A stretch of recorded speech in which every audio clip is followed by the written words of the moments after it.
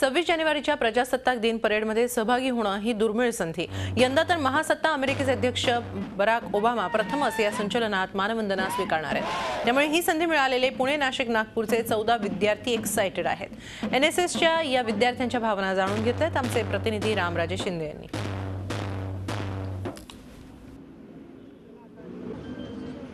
शक्तिशाली राष्ट्राध्यक्ष Barack Obama 26 जानेवारी parade निमित्त हजर राहणार आहेत राजपथावर।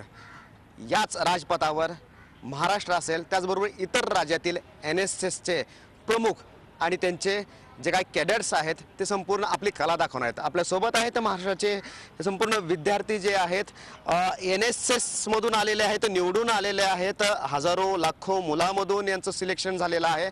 कशा प्रकारची सिलेक्शन प्रोसेस होती आणि किती कालावधी लागला या संपूर्ण प्रोसेस? खरं तर 26 जानेवारीला झालं तरी सुद्धा याची प्रोसेस खूप लवकर सुरू होते। ऑगस्टमध्येच याची प्रोसेस सुरू होते। सर्वात पहिल्यांदा विद्यापीठ स्तरावर यांचं सिलेक्शन होतं, मग ते राज्य स्तरावर एक कॅम्प होतो, त्याच्यात सिलेक्शन होतं। ते झालं की परत राष्ट्रीय स्तरावर एक कॅम्प होतो आणि त्यातून या मुलांचं सिलेक्शन होतं। महाराष्ट्राचे 14 विद्यार्थी आपले ह्याच्यामध्ये आहेत। त्याच्यामध्ये मुंबई विद्यापीठाचे 6 आहेत, पुणे विद्यापीठाचे 3 आहेत, औरंगाबादचे 2, कोल्हापूर 2, नागपूर 1। खूप आनंदाची गोष्ट आहे आणि खूप अभिमान वाटतोय की आम्ही 26 जानेवारीच्या परेडसाठी सिलेक्ट झालेलो आहोत आणि परेड आम्ही करणार आहोत। तर याच्यासाठी आमच्या सप्टेंबर महिन्यापासूनच सिलेक्शन प्रोसेस चाललेली आहे। इथे खूप छान अनुभव आला आणि या परेडचं एक वैशिष्ट्य म्हणजे बराक ओबामा ऑब्व्हियसली।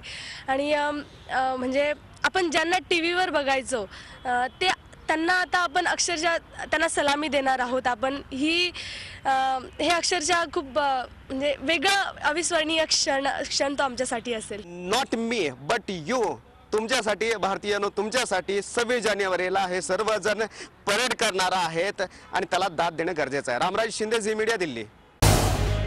झी 24 तास रहा एक पाऊल पुढे।